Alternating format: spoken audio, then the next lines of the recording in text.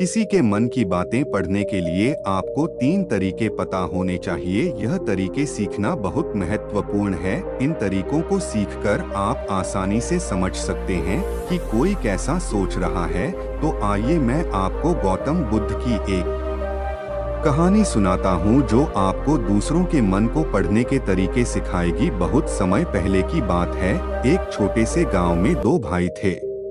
बड़े भाई अंधा था, इसलिए वह हमेशा घर पर ही रहता था और छोटे भाई खेती कर था। हालांकि खेतों में बहुत सारे जानवर थे और उनके कारण पूरी कृषि बर्बाद हो रही थी। इससे छोटे भाई को बहुत परेशानी हो रही थी। फिर एक दिन उसे ख्याल आया कि वह अपने अंधे बड़े भाई की मदद क्यों नहीं लेता ताकि वह खेतों से जानवरों को भगा सके। क्योंकि उसका बड़ा भाई अंधा था, मन की बातों को पढ़ने की कला वह खेत में बैठकर जानवरों की आवाज सुनते ही उन्हें डरा सकता था। इस तरीके से हमारी कृषि बच सकती थी। इस सब कुछ सोचने के बाद उसने अपने खेत में एक छोटा सा झोपड़ा बनाया और अपने अंधे भाई को उसमें रखा। उसने उससे कहा, भाई अगर तुम किसी जानवर की आवाज सुनो तो जोर से चिल्लाओ और जानवर यहाँ से भाग जाएंगे। इससे हमारी फसलें बच जाएगी। बड़ा भाई अपने छोटे भाई के विचार से सहमत हो गया और खेत में बैठने लगा।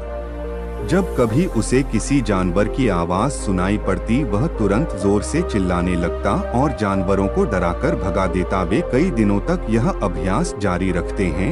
एक दिन एक हिरण उनके खेत में दौड़ रहा था और खेत को तोड़कर भाग गया। हालांकि एक राजा भी वहां था। बुद्ध की कहानियां जो हिरण की पीछा कर रहा था। राजा का ध्यान अंधे भाई पर गया और उनसे पूछा, क्या तुमने यहाँ एक हिरण देखा है? जवाब में अंधे भाई ने कहा, मैं अंधा हूँ, मैं कैसे हिरण देख सकता हूँ, पर मैं तुम्हें इतना बता सकता हूँ कि मेरी खेत से जो जानवर भाग गया है वह आपकी पीछा करने लायक नहीं है।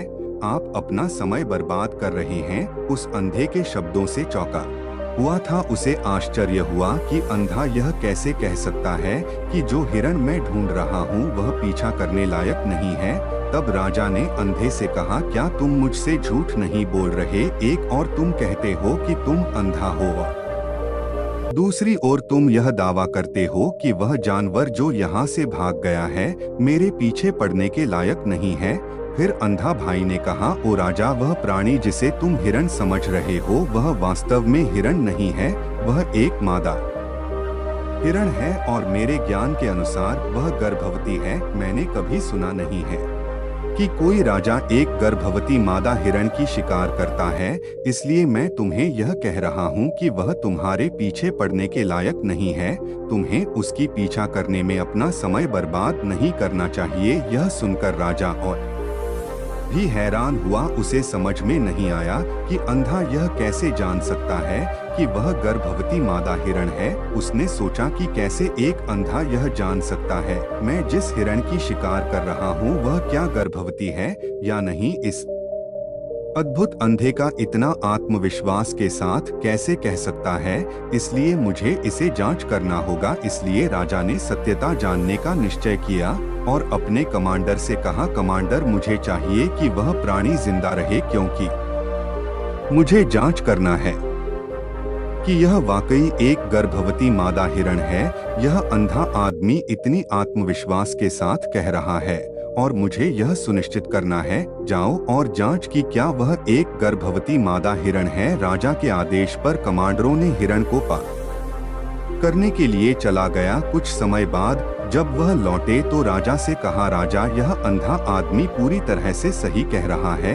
वह वाकई एक गर्भवती मादा हिरण है। इस सुनकर राजा हैरान हो गया। उसे समझ में नहीं आया कि यह अंधा आदमी कैसे जान सकता है कि वह गर्भवती मादा हिरण है।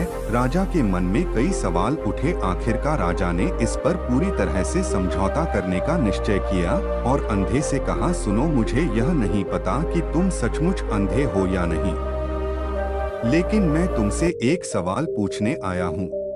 क्या तुम मेरे सवाल का सही जवाब दोगे? जवाब में अंधे ने कहा, राजा, आप मुझसे जो भी पूछना चाहेंगे मैं आपको सच्चाई से जवाब दूंगा। राजा ने कहा, देखो, एक और तुम कहते हो कि तुम अंधे हो और दूसरी तरफ तुमने मुझे कहा कि मैं जिस जानवर की मैं पीछा कर रहा था तुम कहते हो कि वह गर्भवती मादा हिरण है, और साथ में तुम्हें यह भी पता लगाता है कि तुम्हारे खेतों में जानवर कब आते हैं और कब जाते हैं, तुमने यह सब कैसे अनुमान लगाया? तब अंधा आदमी ने समझाया, सर, जब आप उस मादा हिरण की पीछा कर रहे थे तो उसकी गति और दौड़ते हुए आवाज से ही मुझे पहले से ही समझ आ गया था कि यह हिरण है, और मेरी खेत की बांध काफी छोटी थी, उसकी ऊंचाई ज्यादा नहीं थी। अगर यह सामान्य हिरण होती तो वह आसानी से उस बांध को पार कर सकती थी, लेकिन वह हिरण ने उस बांध को तोड़कर भाग लिया था,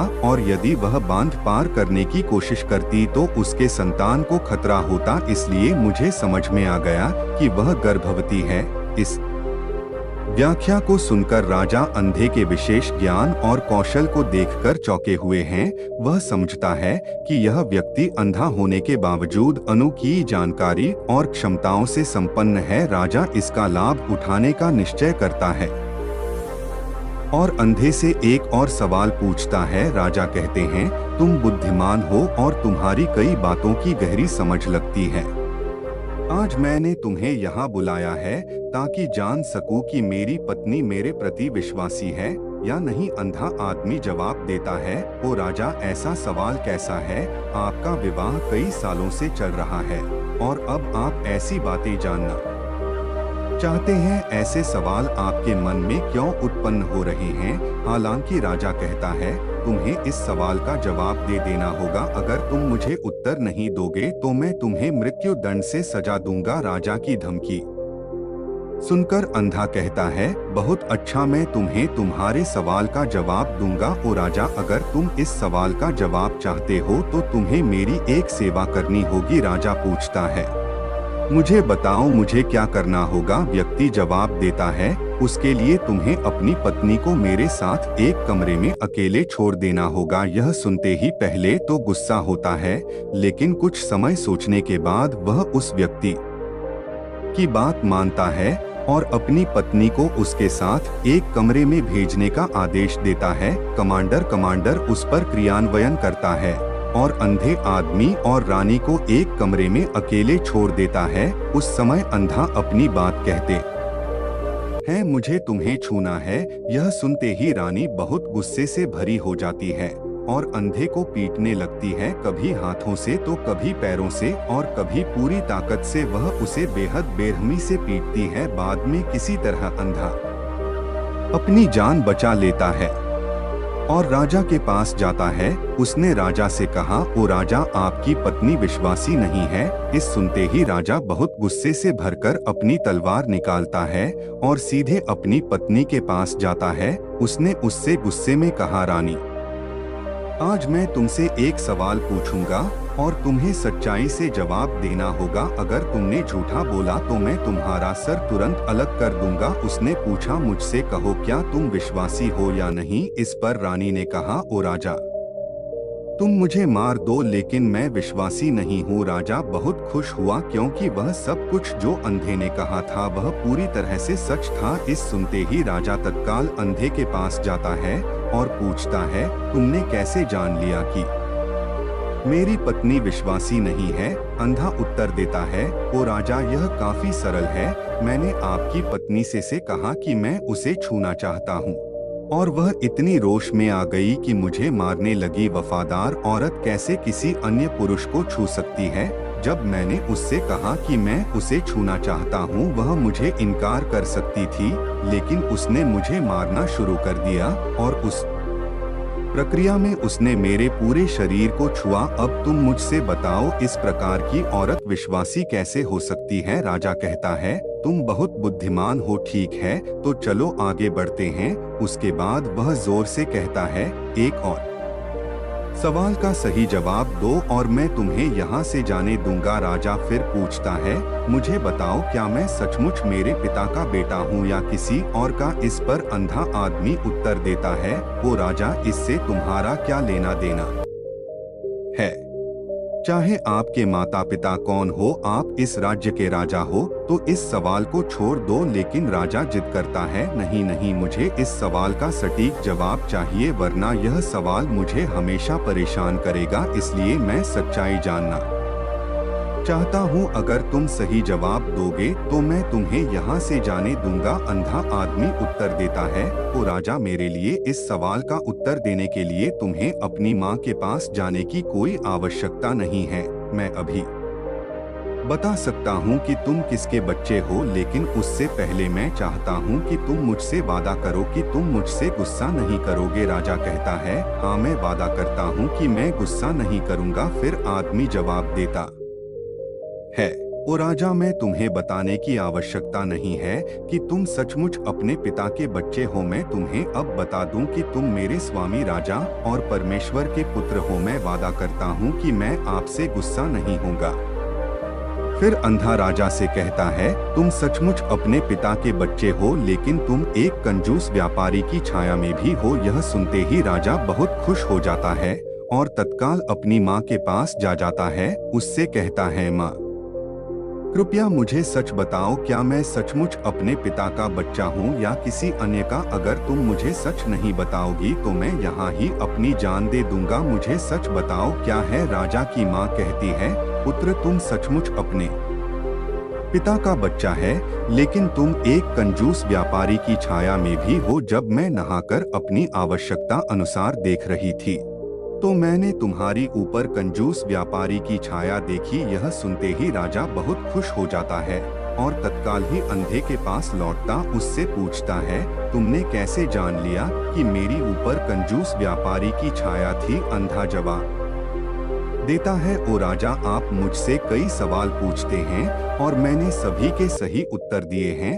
अगर आप कोई अन्य राजा होते तो मैंने अब तक कई पुरस्कार प्राप्त कर लिए होते, लेकिन आपने मुझे कुछ नहीं दिया। मैंने अब तक एक भी पैसा नहीं लिया है, इसी से मैंने अनुमान लगाया कि आप बहुत कंजूस हैं।